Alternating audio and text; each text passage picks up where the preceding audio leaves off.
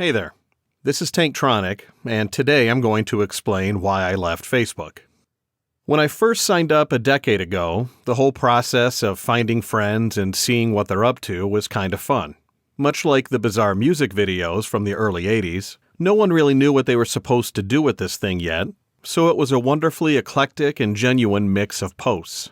As time wore on, and technology made checking your Facebook notifications easier, and, really, more obtrusive, the whole exercise became increasingly crappy. More and more minutes were surreptitiously consumed by the Facebook monster, while I was less and less interested in what I saw there. Why was that, though? Why did time browsing Facebook descend from intriguing to insistent to irritating? To find the answer, I did what I always do when life presents me with complex issues to decipher: quantify the variables and put them in an Excel spreadsheet. For one day, I tracked my news feed and classified every post into a handful of types and categories. I learned a few things.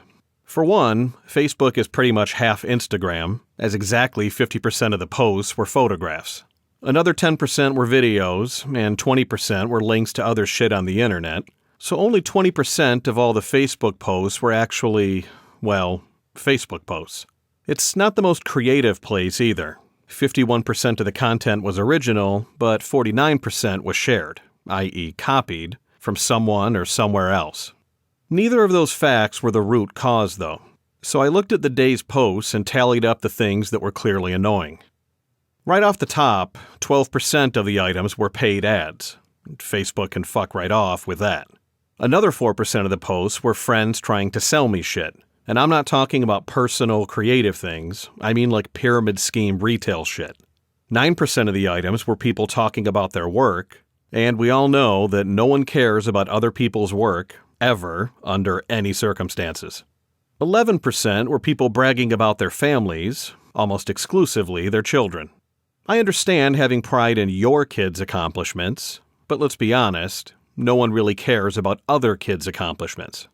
8% of the items were people bragging about something else, usually along the lines of, here's some food from a place you all know is expensive, so look at this pork chop, but more importantly, stop and think about how well we must be doing. Finally, 6% were vacation posts. They're the paradoxical cousin of child accomplishments, irresistible to post, tiresome to view. Still, after filtering out that noise, half of the posts remained.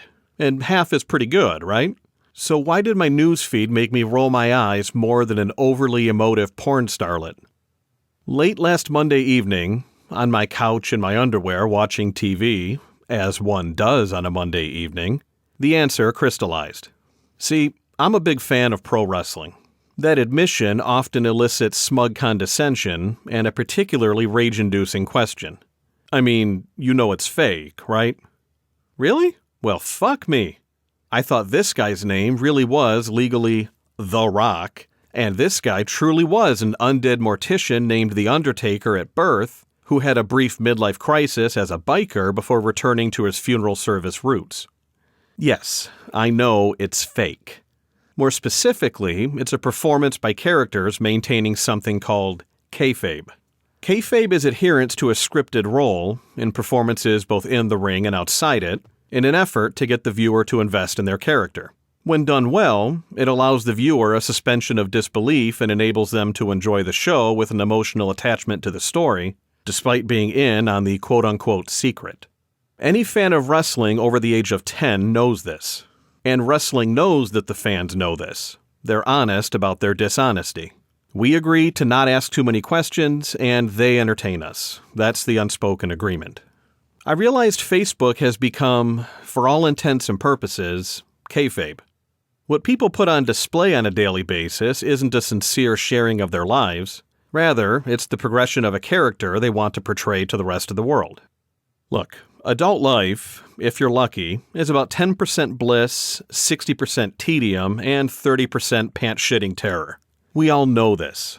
It's a minefield of failing marriages, failed relationships, and career burnouts, mountains of self-doubt and regret, and an ocean of frustrations, fears, and insecurities. Take a look at folks, quote-unquote, sharing their lives on Facebook, though, and all you see are overly processed stage photos with forced smiles and documentation of various debauchery, usually alcohol-induced. It's not a conduit to our friends, it's performance art. Speaking of performance art, let's not forget about the ubiquitous fabrication of righteous outrage over the travesty du jour. It is uncanny how such a large contingent of people can be so incensed by the same issue at the exact same time.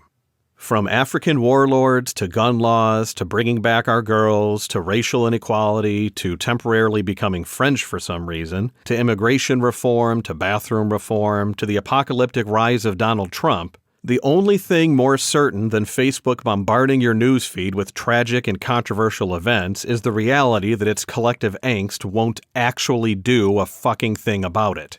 There's more than a passing resemblance between an angry status update about things that society needs to change right now and a promo from Stone Cold Steve Austin about he's going to stomp a mud hole in Vince McMahon and walk it dry.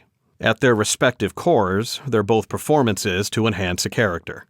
Unlike the spectacle that is wrestling, though, the characters on Facebook aren't terribly interesting, and they don't respect our intelligence enough to admit that it's all bullshit with a nod and a wink.